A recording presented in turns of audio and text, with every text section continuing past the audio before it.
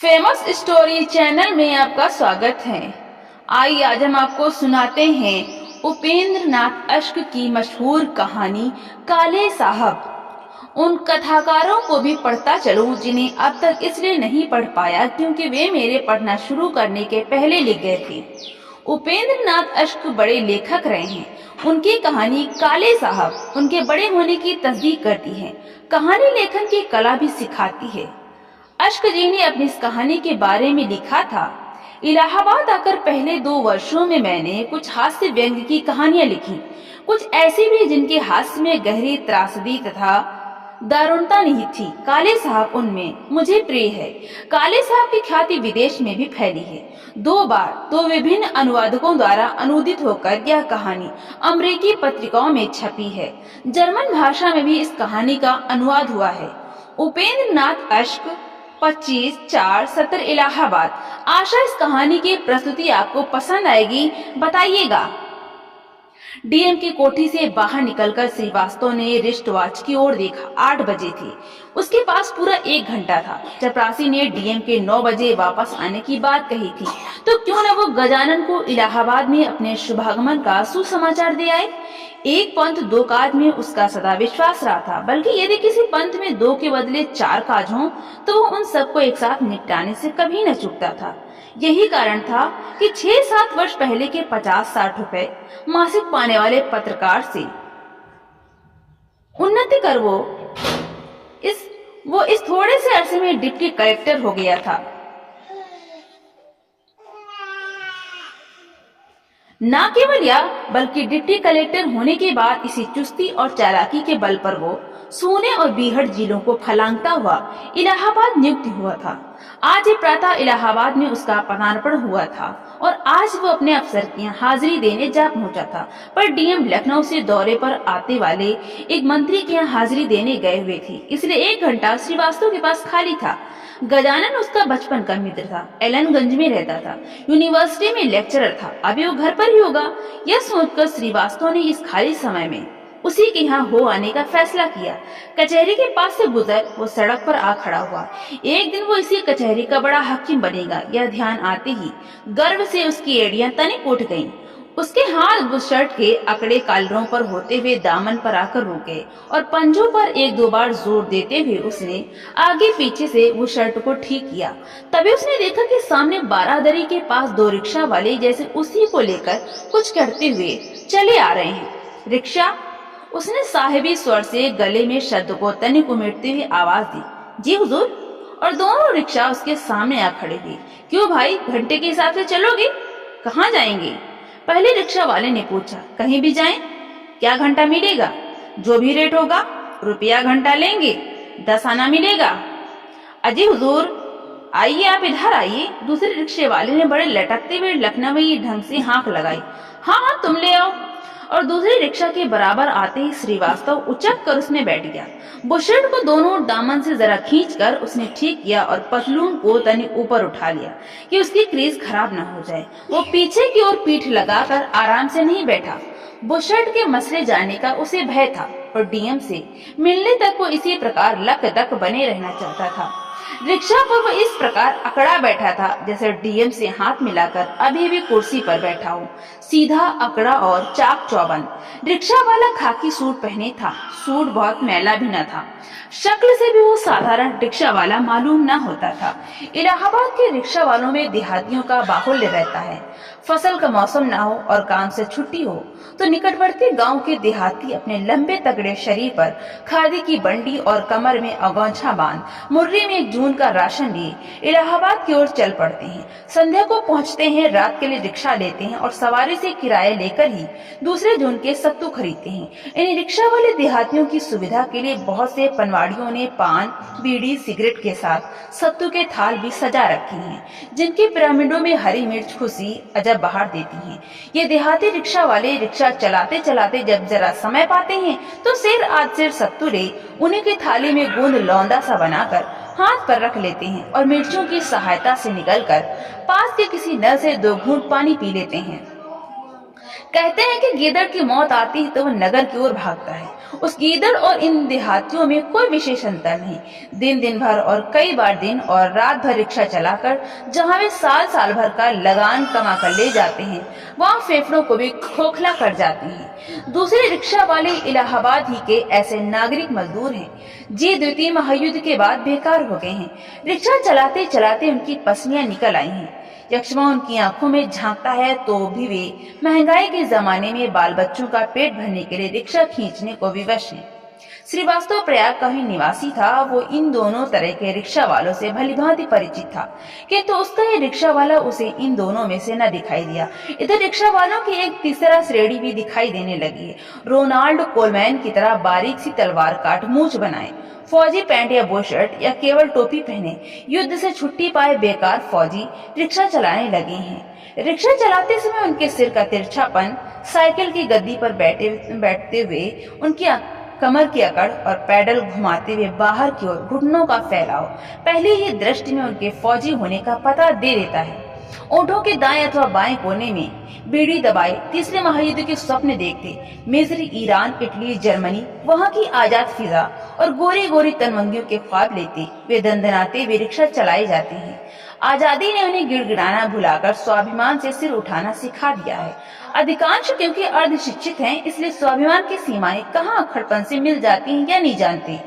मोल भाव अधिक नहीं करते और सवारी को ऐसी दृष्टि से देखते हैं मानो वो लूट मार में पकड़े हुए शत्रु नागरिकों में से कोई हो। परंतु यह रिक्शा वाले यद्यपि सैनिक वर्दी पहनी था, पर उसमें वो सैनिकों की सी अकड़ न थी। मुख पर भी उसके अन्य फौजियों की भांति सूखे हुए आटे का सा तनाव न था, बल्कि गुंधी हुई लोई की सी नरमी और लचक थी। क्यों भाई, क्या तुम सेना में काम करते थे? श्रीवास्तव ने अकड़े बैठे उकताकर शरीर को तनिक सा ढीला छोड़ते हुए पूछा। रिक्शा वाले ने रिक्शा चलाते चलाते तनिक पीछे की ओर देखा। नहीं साहब, सेना में हम क्या काम करते? और यह कहते हुए उसके ओठों पर व्यंग और उपेक्षा भरी मुस्कान दौड़ गई, जिसमें हल्के से दर्द की रेखा भी श्रीवास्तव की आंखों से छिपी ना रही।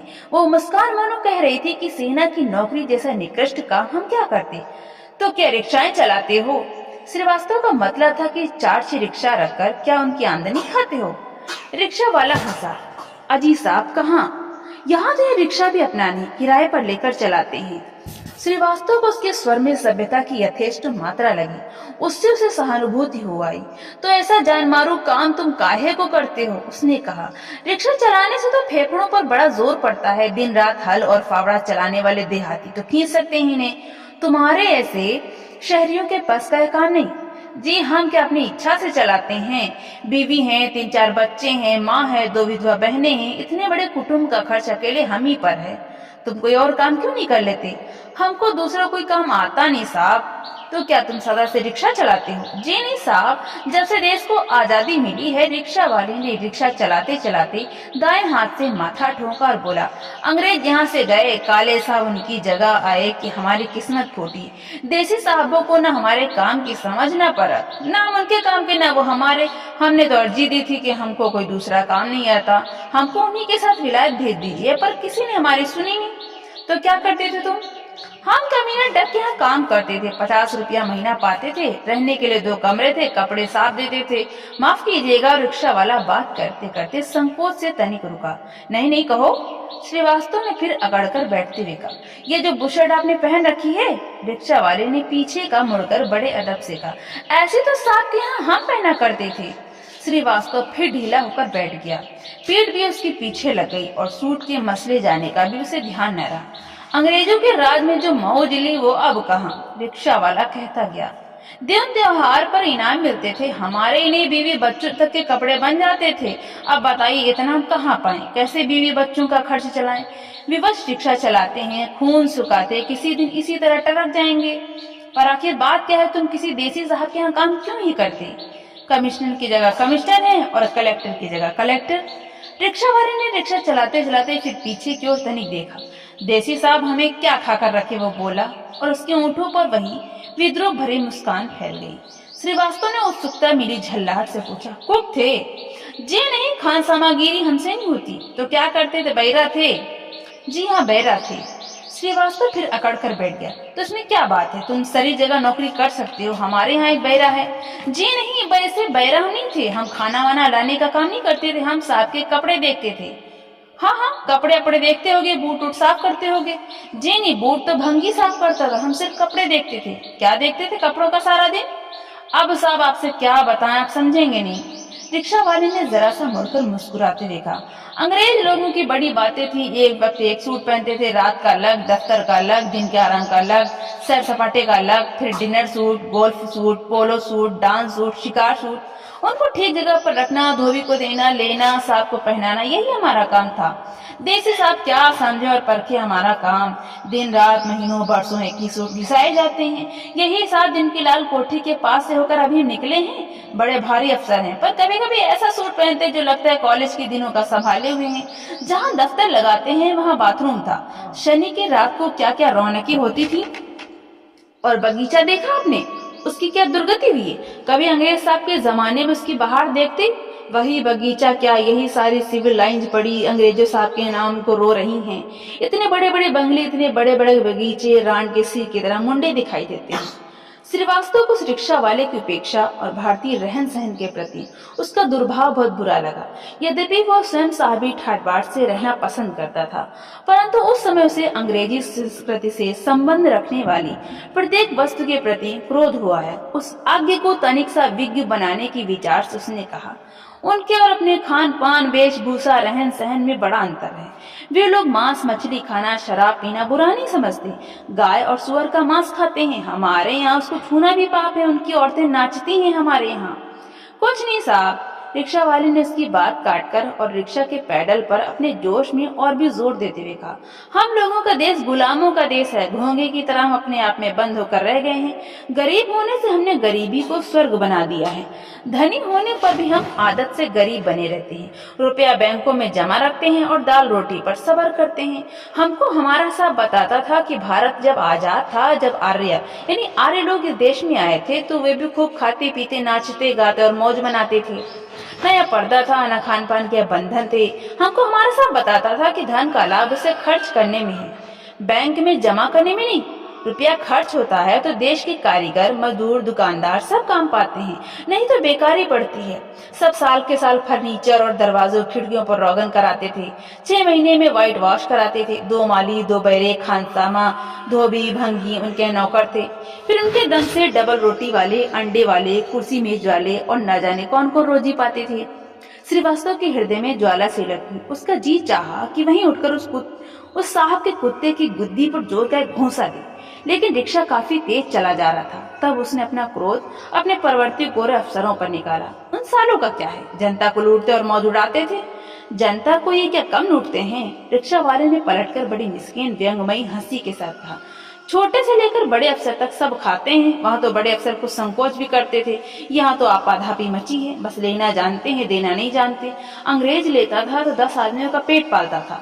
ये खाते हैं तो जमा करते हैं, खाएं उड़ाएं में क्या आदत भी हो। वही धोती कुर्ता पहने बाहर भीतर सब जगह बने रहते हैं। 15-20वें महीने 2 महीने पर हजामत बनवाते हैं। नाई, धोबी, बैरा, खानसामा क्या पाएंगे इनसे। श्रीवास्तव मन ही मन उमट सा गया, पर चुप बना रहा कि क्या उस कमीने के मुंह लगे। दूर क्यों जाइए, रिक्शा वाला अपनी रो में कहता गया। रिक्शा तांगे वाले को ही ले लीजिए, बड़े से बड़ा सेठ रिक्शा करेगा तो मोल भाव करना ना भूलेगा। यही एलनगंज में एक ऑनरेरी मजिस्ट्रेट रहते हैं, बड़े आदमी हैं। चौक में उनका एक प्रेस भी चलता है। सदा यहाँ अड्डे पर आ खड़े होते हैं और चाहते हैं कि एक ही सवारी के पैसे देने पड़े। दूसरी सवारी ना हो तो आधा घंटे खड़े रहते हैं। अंग्रेज मामूली फौजी भी हो तो कभी मोल भाव ना करता था। फिर जेब में रुपया हुआ तो रुपया दे दिया, और 2 हुए तो 2 दे दिए। एक बार हमारे साथ की मोटर बिगड़ गई थी। यही एलनगंज से कचहरी जाने में 5 रुपए का नोट उन्होंने रिक्शा वाले को दे दिया था। गजानन का घर आ गया। श्रीवास्तव उचक कर उठा, परंतु वहां जाकर मालूम हुआ कि वो है ही नहीं। अपना कार्ड छोड़ श्रीवास्तव मुड़ा और रिक्शे वाले से उसने कहा कि जल्दी से चले। कचहरी के सामने उतरते वक्त श्रीवास्तव ने घड़ी देखी। 1 घंटा 10 मिनट हुए थे। दूसरा वक्त होता तो वो 10 आने घंटे के हिसाब से 12 आने से अधिक न देता, पर इस रिक्शा वाले को 12 आने देने में उसे हिचकिचाहट हुई। साहबों की कब्र पर लात मारते उसने कहा, 1 घंटे से कुछ ही मिनट ऊपर हुए हैं। 2 घंटे में लगाएं तो 1 रुपया 4 आने होते हैं, पर यह लो 2 रुपए। 14 आने हमारी ओर से बख्शिश समझ लो। रिक्शा वाले ने लगभग फौजी ढंग से सलाम किया और श्रीवास्तव गर्व से एड़ियों को तनिक और उठाता हुआ डीएम की कोठी की ओर चला। क्यों, क्या मिला? पहले रिक्शा वाले ने, जो अभी तक अड्डे पर खड़ा था, जोर से पूछा। 2 रुपए। 2 रुपए ये। हाँ, 2 रुपए। किसी देसी अफसर से मैंने कभी कम लिए जो इससे लेता। साले इन काले साहबों से निपटना मैं ही जानता हूँ। अंतिम वाक्य की भनक श्रीवास्तव के कानों में पड़ गई। उसकी उठी हुई एड़ियां बैठ गई, शरीर का तनाव और चाल की अकड़ कम हो गई और वो साधारण आदमी की तरह चलता डीएम के बंगले में दाखिल हुआ। तो दोस्तों, आपको ये कहानी कैसी लगी? लाइक करें, शेयर करें और कमेंट करके जरूर बताएं किस तरह की कहानी आप सुनना